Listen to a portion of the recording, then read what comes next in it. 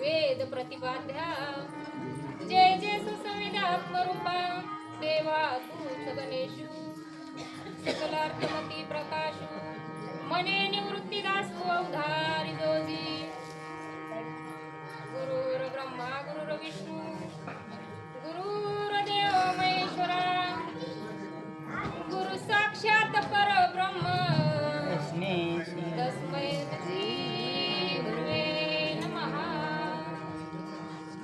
ओम ब्रह्मानंदं परमसुखदं केवलं ज्ञानमूर्ति द्वन्द्वातीतं गगनसदृशं तत्त्वमस्यादिलक्षणम् एकं नित्यविमलमचलं सर्वाधी साक्षीभूतम् भावातीतं त्रिगुणरहितं सद्गुरुं तं नमामि। वचनायिका कमलापती माझी रंकाची विनंती कर जोडीते कथे काळी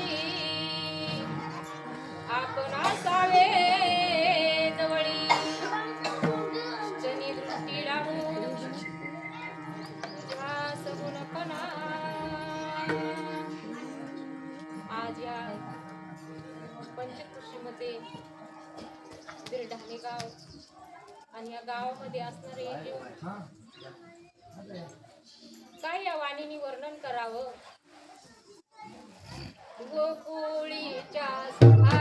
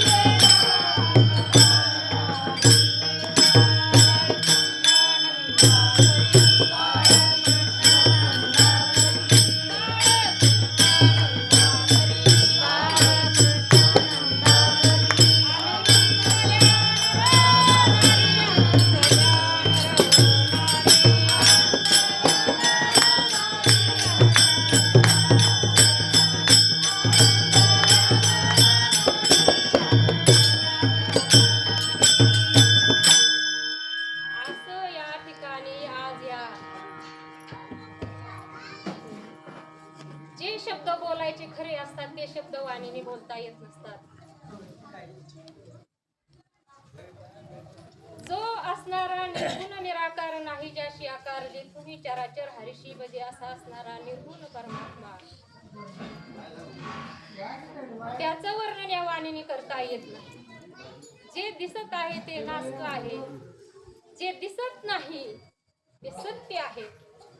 म्हणून जनी दृष्टी लागो तुझ्या सगुणपणा, जेने माझ्या मना बोध केला. पाहायला जर गेलं तर या ठिकाणी असणारा आज दुसरा दिवस आहे आणि वर्ष 26वा आहे. या 26व्या वर्षामध्ये पहा दिवस किती येतात आणि किती जातात. थोर या ठिकाणी सर्वच जण या ठिकाणी कुणा कुणाचं वर्णन करावं असं अलौकिक असणारे या ठिकाणी संत माईबाप या ठिकाणी सर्व संत मंडळी या ठिकाणी बसलेली आहे. म्हणून असणारा हरी हाच कुठं आहे? हरी हा वैकुंठ. मग या ठिकाणी असणारा हरी हा वैकुंठामध्ये आहे, आपल्याला ही प्रचिती आहे. मग ही जी गुरु प्रचिती, शास्त्र प्रचिती आणि आत्मप्रचिती ही जी आहे, आपण गुरु करतो पण गुरु करून सुद्धा त्या गुरुला त्या शिष्याचं पूर्णत्व करून देण्यासाठी त्याचं तेवढं धारिष्ट्य असावं, तेवढं त्याचा सद्भाव असावा, तेवढी श्रद्धा असावी, तेवढा विश्वास असावा. एक या नदीच्या या ठिकाणी नदी असणारी त्या नदीच्या पलीकडे जाण्यासाठी एक ग्रस्त माझ्यासारखा आला आणि आल्याच्या नंतर त्या पलीकडे त्या पैल तीराला जायचं होतं. पण जायचं असल्या कारणानं त्या ठिकाणी त्या नदी काठी एक माणूस बसलेला. त्या माणसाला विचारलं, बाबा या ठिकाणी मला नदी पलीकडे जायचं आहे. बाबा म्हणले इथून 2 किलोमीटर असं जा, इकडं 5 फूट असं जा आणि सरळ निघून जा. काय सांगितलं? शब्द प्रमाण सांगितलं मायबाप. मग जो माणूस उभा आहे, जो जीव उभा आहे तो जाईल का? नाही जाणार.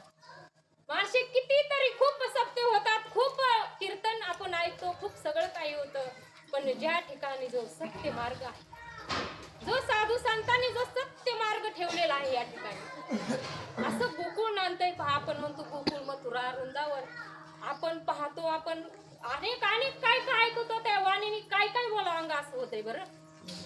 कसं की कारण या ठिकाणी पाहायला जर गेलं तर जसं नंदाच्या घराला मजने गोकुळाला, तसे गोकुळासारखं बघा, इकडून पण वाडी असते सारखं आणि मध्ये हे बघा अवर्णनीय आहे. 26 वर्षे झाले. म्हणून असणारं जे सत्य आहे ते सत्य कधी लोपत नाही, जे खरं आहे ते कधीच लोपत नाही. म्हणून असणारं परत त्या ठिकाणी त्या माणसाचं ऐकलंय, परत दुसरा आला आणि दुसऱ्या आल्याच्या नंतर पाहिलं, जो बसलेला होता त्यांनी शब्द प्रमाण तसं सांगितल्याच्या नंतर परत दुसरा आला आणि दुसऱ्याला विचारलं, दुसऱ्याला पाहिलं तर तो पूर्ण डोळ्याने आंधळा होता, आंधळा. मग असे जर आपण गुरु केले आणि तसा गुरु केल्याच्या नंतर जर मार्ग आपल्याला सत्य नाही दाखवला, सगळ्यांनी पहा या ठिकाणी आता बरे किती कीर्तन झाले या ठिकाणी. आमच्याकडे आता सप्ताह झाला, सप्ताह. त्या सप्त्यामध्ये पूर्ण कीर्तन झालं. कीर्तन झाल्याच्या नंतर म्हणजे मी त्या कीर्तन मृदुंग वाजवतो, पण मृदुंग मी महिलेच्या कीर्तनामध्ये मृदुंग वाजवत नाही. काय जर सखुबाई, जनाबाई, मीराबाई, मुक्ताबाई, बहिणाबाई यांनी जर पदर खाऊन या जर व्यासपीठावर आल्या नसत्या तर काय आपण आज या ठिकाणी उभा असतो? नाही, नसतो उभा. मग या ठिकाणी जर विचार जर आपण केला तर आतापर्यंत सुद्धा एवढा माऊलीने अवतार घेतला, अवतार कार्य केलं. इतक्या दिवसापासून आपण हरिपाठ म्हणतो, पण तरी आपल्याला कधी त्याची आपल्याला असं वाटलं का आता काल हरिपाठ म्हटलाय, रोज काय तेच करायचं. आपण जशी रोज एकच भाजी खाऊ शकत नाही, रोज एक भाजी खाऊ शकत नाही, तसं आपण ह्या संतांचं जे गुण वर्णन आहे, ज्यांनी अवतार घेतला आणि एवढं मुक्ताबाई 7 वर्षाची मुक्ताबाई, तिडी कुठं हे असं तिडी कसं येत आहे, 7-8 वर्षाचे असणारे एवढा चांगदेव महाराज एवढे होते बाबा खूप वर्णन करून इतकाले अशाचा काय इतकं हे सांगतात. आणि त्या ठिकाणी असणारी चिमुकली मुक्ताबाई त्या ठिकाणी सांगते की या ठिकाणी हे असणारे जे मंदिर आहे त्या मंदिराच्या आतमध्ये जे मोकळी जागा आहे त्याच्यामध्ये कुठं काही मूर्ती आहे. ती मूर्ती पाषाणाची आहे का कशाची आहे, पोकळी आहे. मग तुम्ही हे जे बिथाड लावलेले आहेत हा नुसता पंचमहाभूताचा देव आहे. हा एकदा पंचमहाभूताला गेला की त्यामध्ये ते चैतन्यच आहे. मी सांगत होते परत असणारा तो आंधळा होता आणि आंधळा सांगतो तुम्ही असं या ठिकाणी मी जास्त टाइमपास करत नाही असं सांगितल्याच्या नंतर तो प्रवासी त्या ठिकाणी नदीच्या पार गेला नाही. परत एक असा श्रीपाद बाबांसारखा महात्मा त्या ठिकाणी आला आणि आल्याच्या नंतर त्या महात्म्याचे हाताला धरलं. ज्या प्रवाशाला जायचं होतं त्याच्या हाताला धरलं आणि हाताला धरल्याच्या नंतर सांगितलं या ठिकाणी हाताला धरून असे आचेकोचे खवले आणि ताट पैलतीराला घेऊन गेले. का त्या ठिकाणी जे का रंजले गांजले त्याशी म्हणे जो आपुले तोची साधू ओळखावा आणि देव तेथेची जाणावा. अशा असणाऱ्या साधूला आपण शरण गेलो. जो मधवय आनंद शरण त्याचे निवारी मी जन्म मरण या लागी शरणागती शरण मीच येतो. असं असणार सुद्धा या ठिकाणी नामदेव महाराज होते. त्या ठिकाणी ते म्हणतात की देवा की जनी दृष्टी लागो तुझ्या सगुणपणा जेने माझ्या मना बोध केला अनंत जन्मीचे विसरलं दुःख आणि पाहता तुझे मुख पांडुरंगा. कोणतं मुख पाहिलं त्या ठिकाणी असणार जे मुख होतं ते कसं होतं तुझं सगुण म्हणो की निर्गुण रे तुझं सगुण म्हणो की निर्गुण सगुण निर्गुण एक गोविंद रे. असं असणार आज जर या ठिकाणी आपल्याला असणारे जे आपण म्हणतो बहु अवघड आहे. अवघड आहे संत भेट. संतांची भेट एवढी अवघड आहे. पण जसं सांगितलं बाबांनी त्या ठिकाणी पूर्वीचे तुमचे असणारे आजोबा पंजोबा तुमचे आई वडील पवित्र होते आणि पवित्र असल्यामुळे त्या ठिकाणी या ठिकाणी आपण या व्यासपीठामध्ये या धर्म मंडपामध्ये आपल्याला सांगायचं आहे या ठिकाणी संतांच्या आपण संगतीत गेल्याशिवाय संतांच्या संगती मनोमार्गगती आणि आकळावा श्रीपती येणेच पैठे.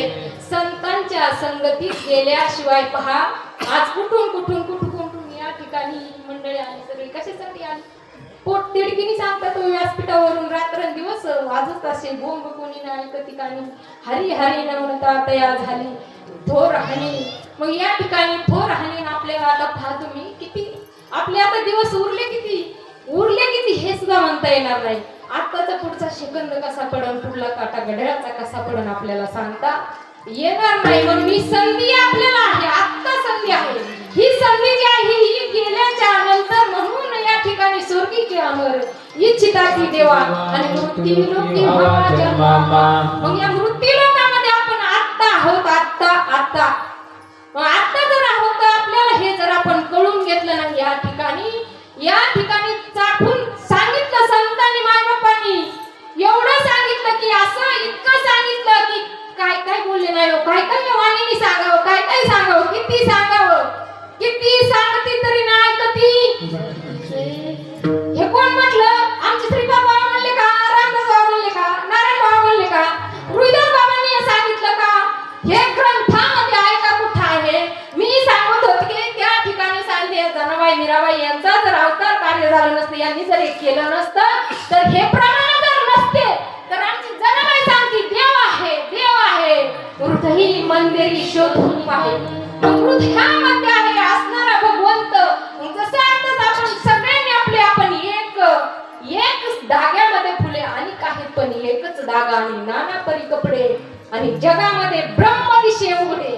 मग जर ब्रह्म दिसला नाही तर मानवाच्या जन्माला येऊन सुद्धा आपल्याला जो आनंद घ्यायचा आहे तो आनंद भेटत नाही भेटणार. तो आनंद आपल्याला मिळणार नाही. मग तो आनंद घेण्यासाठी आणि या ठिकाणी फक्त माझ्या देवाला नामदेवाजवळ सगळं होतं मायबाप सगळं होतं. नामदेव एवढंच असताना नामदेवाच्या हाताने भगवंत जेवले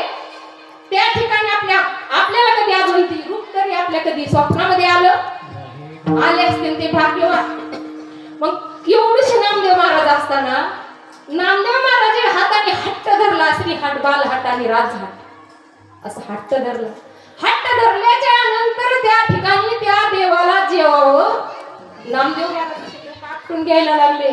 त्या ठिकाणी डोकं आपटून रक्त निघायला लागलं. त्याच वेळेस त्या भगवंताने असा हात ठेवला. हात ठेविला मस्तकी प्रसाद देऊनी केले सुखी. मग त्या ठिकाणी म्हणून त्या नामदेव महाराज असणारे सुद्धा हे सगळं नाटक कशासाठी केलं. एकच भगवंत आहे, सगळा परिपूर्ण अवतार घेतलेले सगळे एकच आहेत.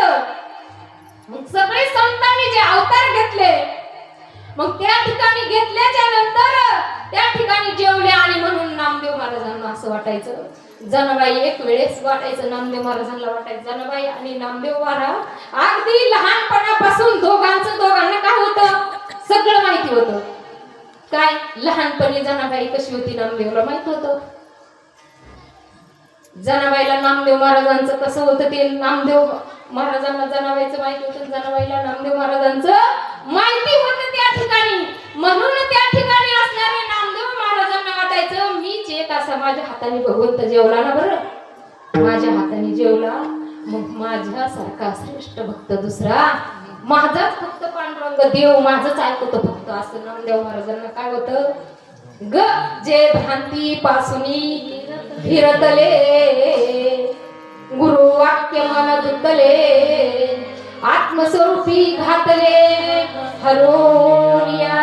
मग त्या ठिकाणी त्या आत्मस्वरूपाला त्या ठिकाणी गाठ पडे ठकठक आणि त्याचे वर्म जाणे. तुला मला सांगायचं होतं बाबा एक की नामदेव महाराजांना तो अहंकार होता की देव फक्त माझं ऐकतो आणि माझंच ऐकतो आणि माझंच ऐकतो, एवढा ग होता नामदेव महाराजांना.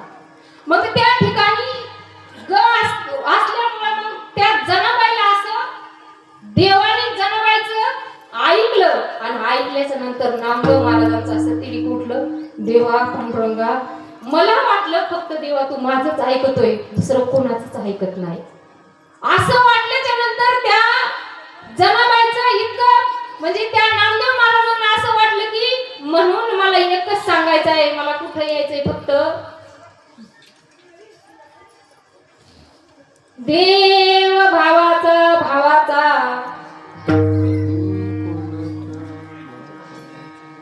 आपण किती ग्रंथ वाचले हो का पंडित सेना आणि नव्हे माझ्या मना.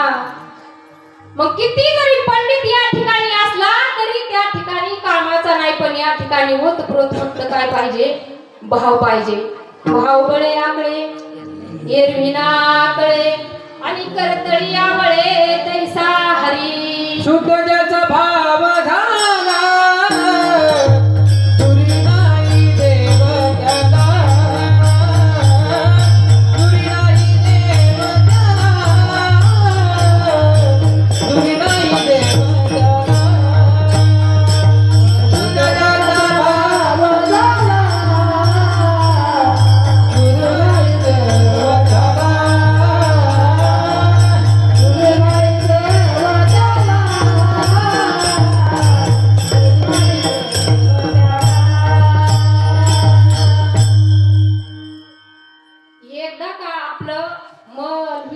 आवरण आणि या ठिकाणी असणारी भ्रांती जर गेली, अहंकार जर गेला, तुका म्हणे अहंकार गेला आणि देवच झाला. त्या ठिकाणी फक्त काय घालवायचं आहे, देव जसाची तसा ओतप्रोत आहे, पण आपल्यामध्ये दंभ आहे, अहंकार आहे आपल्यामध्ये, तो असणार. आपण बाबा हजारो वेळा सांगतात या ठिकाणापासून आम्ही कालच आलो, अख्खा दिवस गेला, गुले काका गुले ताई आम्ही असणार सकाळी 7 ला गाडीमध्ये बसलो आणि यायला 5:30 वाजले.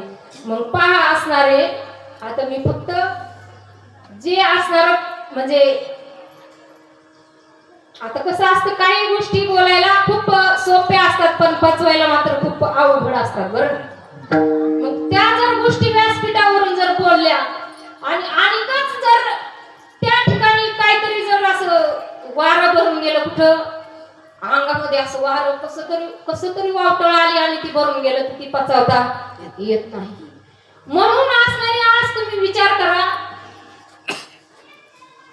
गुढे महाराज आपल्या ठिकाणी असणारे जिकडं तिकडं वैष्णव मेळावा असेल, सप्ताह असेल, काय असेल त्या ठिकाणी असणारे आमचे बाबा असणाऱ्या ताई, काल्याचे कीर्तन म्हणा, संध्याकाळची सेवा म्हणा, कशासाठी? आता मी जास्त बोलत नाही बरं. म्हणजे हे लांबून लांबून लांबून या ठिकाणी भुंगे येतात आणि मकरंद सेवन करतात.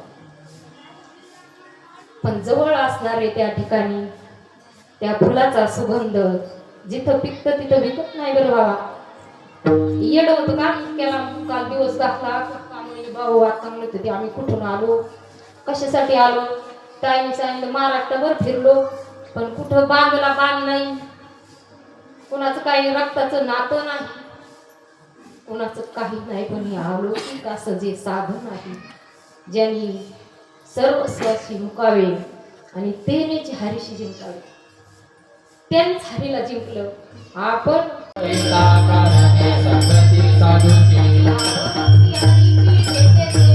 भाव भक्ती भेटी हरिची तेने, भाव भक्ती भेटी हरिची तेने.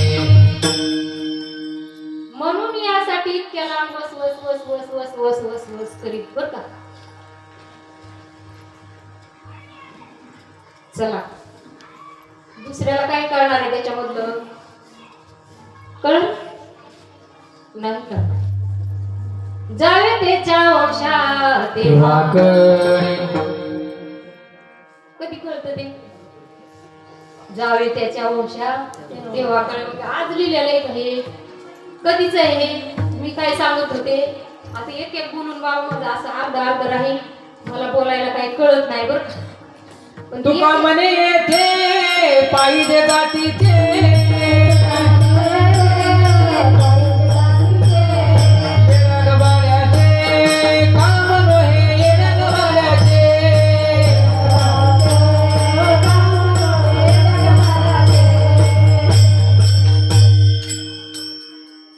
जातीचं म्हणजे ही जात नाही बरं. ही तुम्ही इकडं हे आम्ही तिकडं तिकडं श्रीगोंदा तालुका, नगर तालुका, इकडं काय तुमच्याकडे कोणता तालुका आहे? धुळा, पांगोळा हे तालुका, हे असं नाही बरं. आजापाजपणे उलट प्राणाचा तेथेही मनाचा निर्धारू असे. कुठं? परा पश्यंती मध्यमा आणि वैखरी पंचमहाभूताचे शरीर आहे. त्या शरीरामध्येच जर आपण त्या ठिकाणी आपल्याला सद्गुरूचे पावलं आहेत, एक अनुग्रह आणि एक प्रबोध या ठिकाणी या हृदयामध्ये आपले संत चरण रज लागत असं वासनेचे बीज कधी बी नाही जात. त्या ठिकाणी असणार जर पूर्वीचं सुकृत असेल आणि खऱ्या खऱ्या संताची दया करणे जे पुत्राशी आणि तेची दासा आणि दाशी, मग तेच असणारे असतात संत. मग संत ज्या ठिकाणी आपण त्यांचं नमन करतो, ज्या ठिकाणी आपण वंदन करतो, वंदन केल्याच्या नंतर त्या ठिकाणी आपलं ज्या वेळेस असणारा देह पूर्ण विसर पडतो, त्या ठिकाणी असणारे जे संत आहेत त्या ठिकाणी लगेच रोकडा अनुभव. त्या ठिकाणी या ठिकाणी उधार काहीच नाही. रोग आहे रोग. ज्या ठिकाणी आपण नतमस्तक होतो आणि नतमस्तक झाल्याच्या नंतर त्या ठिकाणी आपल्या कायेचा जो पालट होतो आणि आपल्या या देहाचा विसर पडतो आणि विसर पडल्याच्या नंतरच त्या ठिकाणी असणार आपल्याला जे समाधान होतं आणि त्या समाधानातूनच आपल्याला त्या ठिकाणी असणार वंदन आपल्याला ते येतं. आणि आल्याच्या नंतर जी बाबा बोलतात काहीतरी बोलता मग काय काय बाबा नाही, ज्याला डोळ्याने दिसत जो बोलतो वाणीनं तो नसतो आणि जो वाणीने बोलत नाही तो खरा असतो. विठ्ठल विठ्ठल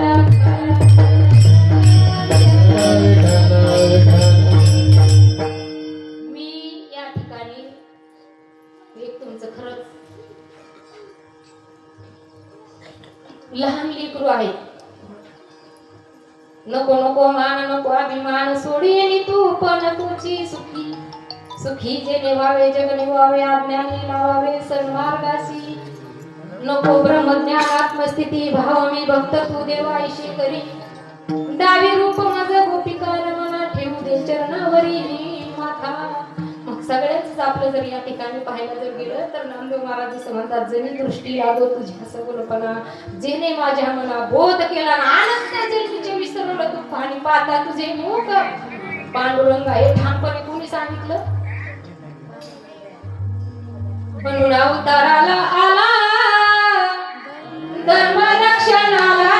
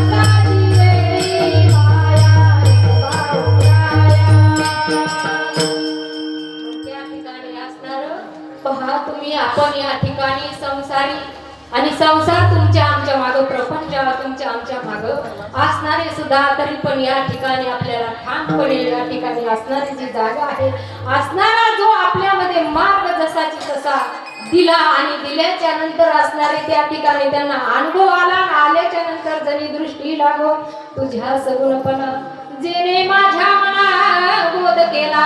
मग बोध कोणचा झाला त्या ठिकाणी? बोधपुत्र निर्मळ झाला जेव्हा, ममता मतरी म्हणून गेली तेव्हा, भक्ती बहीण दावणी आली गावा, आता संध्या कशी करू केला, झाली संध्या संध्या माझा आत्माराम हृदय प्रगटला. मग असा असणारा बोधपुत्र कधी होतो आपल्याला त्या ठिकाणी? म्हणून असा बोध आपल्या अंतरामध्ये ठसला आणि म्हणून आपली जी अंतरंगाची जी भक्ती आहे ती भक्ती कळत नाही, कुणालाच कळत नाही. का कळत नाही? की त्या ठिकाणी असणार आपल्या जवळ जर पुण्य असेल, त्या ठिकाणी त्या पुण्याचा जर साठा असेल त्या ठिकाणी, म्हणून असणारे बाबांचे थोर उपकार आहेत. केले उपकार सांगू मी काय? बापना करी आहे शिवाय. आपल्याला टाइम थोडा आहे,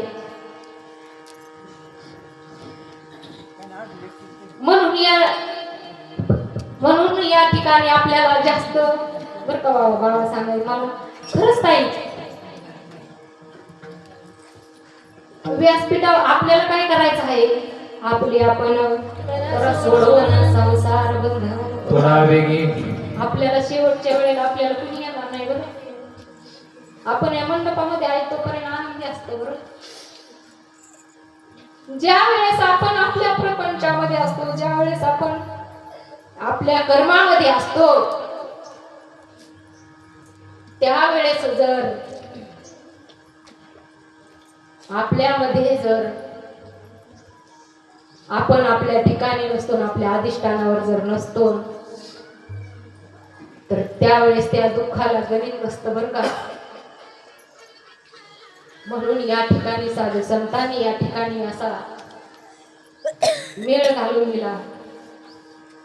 आपण रोज जरी घर झाडलं, आपण या व्यासपीठावर आहोत, या धर्म मंडपामध्ये आहोत, तोपर्यंत खूप आपण पोपटासारखं रागू सारखं बोलतो, पण ज्या वेळेस संघर्ष येतो प्रत्येकाच्या जीवनामध्ये आणि तो संघर्ष कुणाला येतो बरं? जेव्हापासून मी पाहिलं नाना गेल्याच्या नंतरच पाहिलं. दोन्ही पण माय लेकरं एकत्र आतापर्यंत मी पाहिलं नव्हतं. असा जो प्रसंग आहे आपल्याला मज वाटतं, पण तरी एवढं पचवणं सोपं नसतं. या व्यासपीठावरून आपल्याला हे अधिष्ठान आहे, आपल्याला ही साधना आहे, हे साधन आहे. म्हणून आपण या ठिकाणी स्थिर होतो, म्हणून साध्य करतो. पण तसं जर पाहायला गेलं तर संघर्षामध्ये आपल्याला या खरं साधनेची किंमत कळते, तशी कळत नाही. म्हणून असणार या ठिकाणी सोपं आपल्याला करून दिलं. साधी संतांनी चरण सुद्धा म्हणायला लावणार नाही. तो हा उतरेल पार, तो हा उतरेल पार, तो हा उतरेल पार, तो हा उतरेल पार. भव दुस्तर नदीचा, भव दुस्तर नदीचा, तो हा उतरेल पार, तो हा उतरेल पार. तो हा उतरेल पार, तो हा उतरेल पार. खूप पार, खूप